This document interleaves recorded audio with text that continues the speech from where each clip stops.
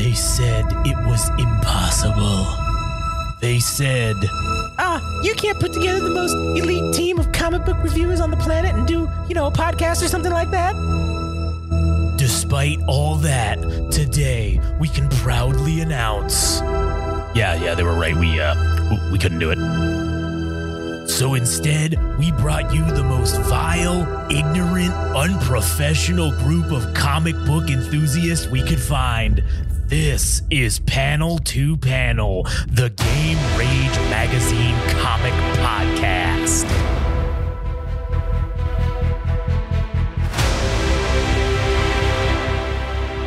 All right. Welcome back, everyone, to yet another wonderful, amazing episode of Panel to Panel. Comic book fun time, America. American happy comic fun time. My name's Josh. I'm here today with good buddy Adam. I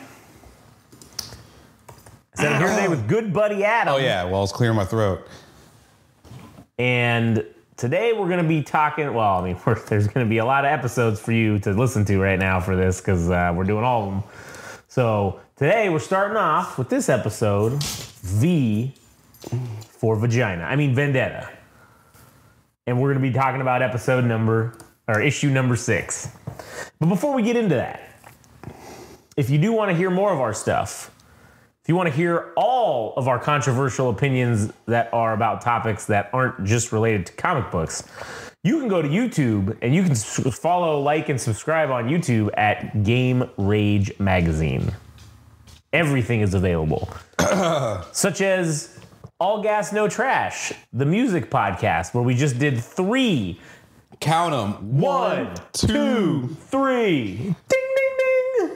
Yep. 3 album reviews for your listening pleasure so that you can listen along with us, or you can just not even listen to the album and just hear what we have to say.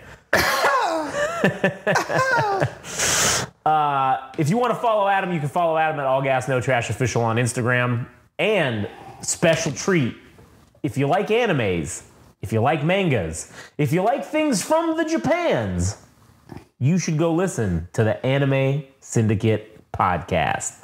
Also, you can follow our good buddy Frank at anime_syndicate_podcast on Instagram. And that'll be the end of it. All right. Let's get down to business. V for Vendetta. More like T for Titties. With this fucking, these ads that show up on the internet randomly. That's not true.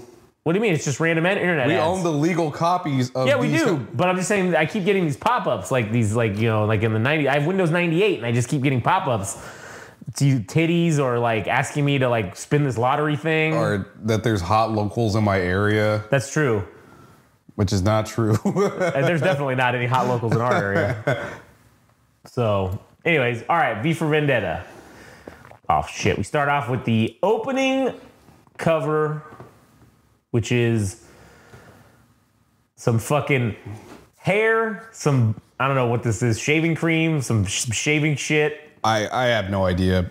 And a bald motherfucker in the background getting tortured, apparently, as we know from what happens in the issue. Yes. So we start off with chapter number 8, Vengeance. And we have Evie chilling outside with a gun of the kitty cat club that she was at earlier in the previous issue, right? A misdirection. And we were under the illusion that she was gonna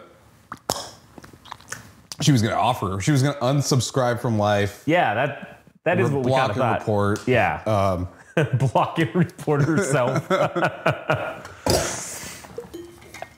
So what ends up happening is that Evie goes back to the titty bar, or that was the goddamn word I was thinking of, burlesque. I fucking said that No, you didn't. 3 times. No, you didn't. I said, do you mean burlesque? No, it's not burlesque.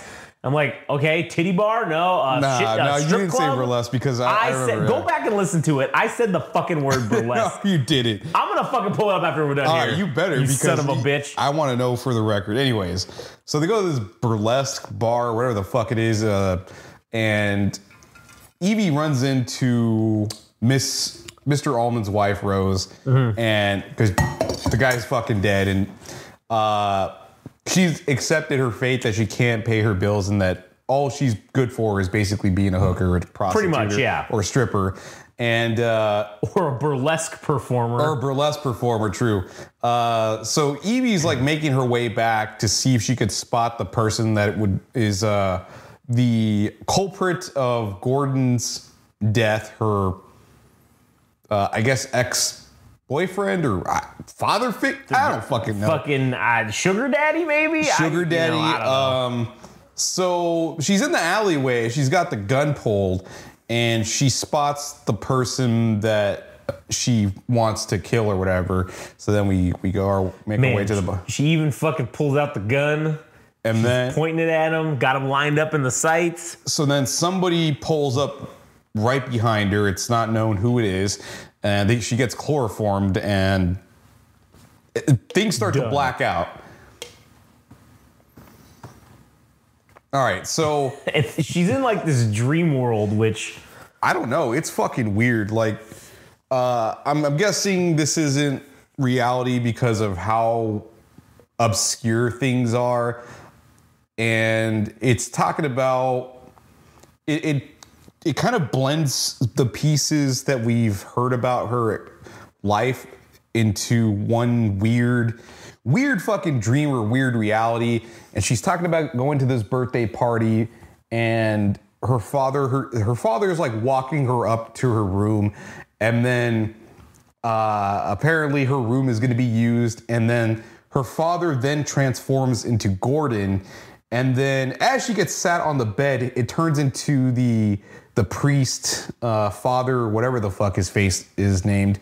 So it's like every parental figure, every father figure is now being blended into one another. It's very fucking strange. It's very fucking strange. And I think it's kind of to denote that she hasn't had a consistent person in her life that's been a father, but she also hasn't had a romantic relationship that is innocent or right, I guess you could say. Yeah. So they all kind of homogenize into one another, and that's been her experience with men, which is very fucking weird. And she's also dressed in this. It's that same outfit she was in with the priest or whatever. Like, yeah. So I guess for me, it just implies that Evie is still not all there to consider herself an adult. Like, she's had some weird relationships with men. She's still trying to make ends meet. And, V seemingly was trying to help her realize, become fully realized as an adult. So this is just like a weird fucking mindscape type of thing. And now we work our way towards the next couple of pages. damn it. What? I think you were right. I didn't say fucking. I said Cirque du Soleil. And then I also said cabaret. That was the word I kept saying. How do you know that? Because I'm looking at the transcript from the last episode. Oh, it actually spells it out? Yeah, it's like the written transcript of the whole episode. I thought every single one of them was ending up in Cyrillic. No, it's not all of them. It's only the ones the CIA doesn't want getting out. So like the comic ones, they don't give a fuck about. Like now that I mentioned them, this one will probably end up in Russian. So yeah. Anyways, all right, go Cyrillic. So now we know for sure that this is a weird setup of her past life, and who else but V is playing the vaudeville figure, and all these people that have been part. The weird part is how did the motherfucker get all these goddamn models or these fake figures of people that have been in her life as she's running away? But well, dude, like I'm saying, I feel like this is a fucking... This whole thing, yeah. This is a dream state, like, but she should be like, wait, what? How did this even happen? Like, how does that can't be real? Yeah. And you see V coming after her, and she's like, dude, I can't get away from this fucking guy. And she tries to make her way to the elevator, and then you see her get snatched up by V. And it does paint him as something of a stalkerish figure. I mean, he kind of is. I mean, a little bit. And you got to have stalker tendencies to do the shit that he's doing. All right, you have to. I mean, dude, he's not as benevolent as he tries to portray. Well, actually, that's not even true because he kind of makes it vocal that anarchy is like his ultimate motive. And what's funny too is that's why I think this comic is so interesting, is because, or the story in general is so interesting, is because it's not your typical cut and dry good and evil, which is what we mainly get out of most of our comic book experiences with superhero shit. It's all kind of cookie cutter. Like there's clearly a bad guy, clearly a good guy, which is very interesting with the way that we're the shit that we're currently reviewing all across the board now. With this, Immortal Hulk is kind of turning into that, where there's not really a clear good guy or a bad guy at this point. Daredevil is very much turning into that, where he's clearly not really the good guy anymore. Yeah. And Vader is like, obviously a traditional bad guy, is really kind of looking like a victim and like the good guy, the hero of these stories. Yeah. So it's very interesting that these things are not giving us your typical X-Men or your typical Captain America or Iron Man or like the big major ones. Like those are very simple, cut and dry, good and evil. These, we're not really getting that, which I think is probably why we enjoy these fucking books so much. Because it's not giving you that basic drip-fed bullshit that everyone else is fucking putting out. But anyways, I'm digressing. So, yeah. So then we get back to Evie waking up, and she's fucking straight in jail. Because you see the Norse Fire logo fucking party thing outside. The wings and the cross. The cross. Strength through purity, purity through faith. And I wonder if that's a shot at her, that she lost her. She's tainted now. Yeah. I mean, she's 16 years old, but it's like a juxtaposition thing, or it could be interpreted as strength through purity, purity through faith, that she needs to go through her own trials to make it out of this fucking cage. Or also could just be simply that she's in a prison within the Norse Fire government or whatever the fuck, being detained as a fucking possible, what do they call it when you almost attempted murder? Like what is that called when you're the person that did it? I mean, attempted murder or whatever. I guess you're not. It's not attempted murderer. I don't know if that's the right. Yeah. Criminal. Yeah. A criminal nonetheless. Yeah. So then she's in this prison cell with this rat, and things are seemingly not going well for her. No, they're definitely not. Wait, do all the things start with V in this one? Oh, they do. They all do. I forgot. I didn't realize that, man, until just now. All the chapters start with the letter V. That's cool. Anyways, so, oh shit. So we're here. This one is chapter 10, Vermin, and she's talking shit about, she's like, there's a fucking rat in here. Oh man, they just dumped some shitty food. Like, I can't even fucking eat this, but like, god damn it, I have to, because if I don't, the rat's gonna fucking keep coming around. And plus, she herself would die. Yeah, true. She's just basically in this dark ass cell, and they're like, oh, hey there, little baby, let's go. Come on, buddy. And then they blindfold her. They take her to a fucking room. They pop off the blindfold, and there she is getting in the interrogation spot, bright ass lights. And they're basically fucking, they have on video, which I kind of thought, I wonder if they have something of her with that first interaction that we're about to see that on video, because those guys were doing some sort of investigation. So like, it would have made sense that they were obviously recording the whole thing for like the criminal trial that they were going to do to whoever they were fucking going after. Yeah. And so, yeah, they caught the whole fucking thing on video, and they knew about her basically from the beginning. And they show the whole thing with V, and then they just start fucking like interrogating her, finding out where are the whereabouts of Codename V and all that shit. And they're also stripping her of her dignity by shaving her head and treating her like shit. And she's starting to compare herself to Vermin, or the rat, that she's no different from the rat that's eating from her plate, that she feels that small and that she seems that insignificant. And she finds a note from a woman named Valerie, who is, Which this was a cool little. I mean, because this lady Valerie is like the star in all the movies on the posters and shit that you see everywhere. the salt flats or something. That was the major one that was like put everywhere. That was the poster that V collected. And so essentially you get the backstory of this Valerie lady who basically she's gay, she's a lesbian. She's lesbian. And her parents are like, they go through her whole life story. She starts liking girls. Her parents tell her to fuck off. She goes to college.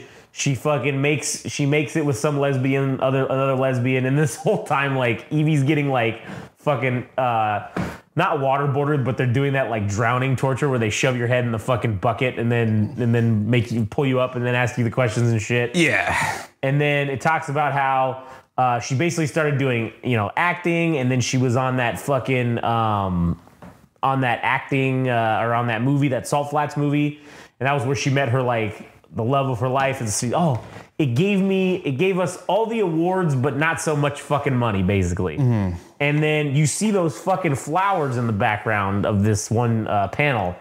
And then they talk about, in 1988, the war happened. And then after that, there's the No More Roses. And you see all these North Fire dudes fucking walking around. Right. And then it goes on to just talk about how basically after the takeover, when they started rounding up all the gays and everybody, they took her wife or girlfriend or whatever. And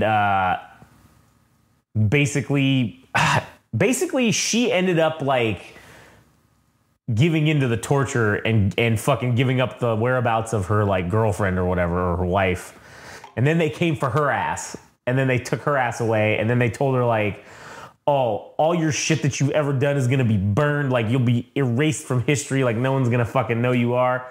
And basically they brought her here, and they just like, for no fucking, it's like, just because you're gay, like, we're going to put you in jail just because you're gay. No, but they didn't just round up gays. They rounded up everybody. Oh, no, everybody. But this is, we're getting the one singular perspective of someone who was just like, who was a gay woman, right? And it's like, what would they have done? Like, what could those two gay women have done to overthrow your government that you had to throw them in fucking jail? Not really anything other than that they were just different, and they're trying to create a society that was all white. Homogenous. All white and all right. Yeah, true. And Valerie herself was saying that they knew everything about her, and she herself, like they fucked her up and all this shit. And she's like, I didn't give them one thing. I didn't give them 1 inch of me, and that's all I fucking have. And it's like the little bit of integrity or the little bit of fight that she had in herself. And that was the thing that was keeping her going. That was the thing that was keeping her alive. And the note more or less ends with her saying that, I don't know who the fuck you are, but whether you're a man or a woman, I love you. I hope you make it out of this place, and don't give them that inch. Don't give them that inch, and keep fighting. And then Evie kisses the note, and she says, this place knows every inch of me, this cell. I know every inch of the cell, and this cell knows every inch of me, but it doesn't know 1 inch of me. The 1 inch she ain't gonna give. Yeah. And then bam, that's how the issue ends. Yep. Fucking that was a great issue. It was. I mean, we didn't get a lot of no V other than the stalkerish dream sequence or obscure sequence of her getting chased by V, but I think it's to spell out that V is not such a benevolent force that we have seen in past issues, but that kind of a weird dude, kind of a fucking weird dude. And but we're also getting a little bit of the lore, talking about how Valerie was possibly she was one of the inmates that was right next to him. So it gives more exposition about what happened at the Lark Hill concentration camps and who the fuck this Valerie woman was, and what also kept V alive, because if it weren't for those notes, maybe he would have fucking ended up dead. But I also wonder, like, just because Evie, I know we're gonna spoil the book itself, talking about like the future already, but just because V ended up torturing Evie and she was the one that made it out, like if this were to happen again, I don't know that many people would end up in the same circumstance where they would become this vigilante figure. Like what if they end up coming out more fucked up and Evie was just like an exception. Right, yeah. Because maybe 99 out of 100 times, those people would end up going crazy or they kill themselves. Well, maybe he did this before and that's what happens. And maybe like she's the exception, like you said, to the rule where she doesn't do that. She becomes radicalized or whatever and fucking goes and becomes a new vigilante or some shit. Yeah. So, anyways, I don't know. Good issue. So yeah, I mean, bit of a somber. Yeah, it deviated slightly from obviously V and the main attraction, but this was a good side road that we got to go down. Yeah, to fill out Evie and her character and to make her more refined and make her go through some bullshit so that she could possibly come out better for it in the end. Yeah. Anyways, all right, well, that'll do it for us on this one. If you want to listen to more of our stuff, you can go to YouTube, Game Rage Magazine on YouTube. You can follow us on Instagram and TikTok at Game Rage Magazine, Twitter/X at Game Rage Mag. Follow Adam at All Gas No Trash Official on Instagram. Go listen to All Gas No Trash, the podcast on YouTube. Also, if you like anime and mangas, you can go listen to the Anime Syndicate podcast, and you can follow Frank on Instagram at anime_syndicate_podcast. That's it for us. We'll catch you guys on the next one.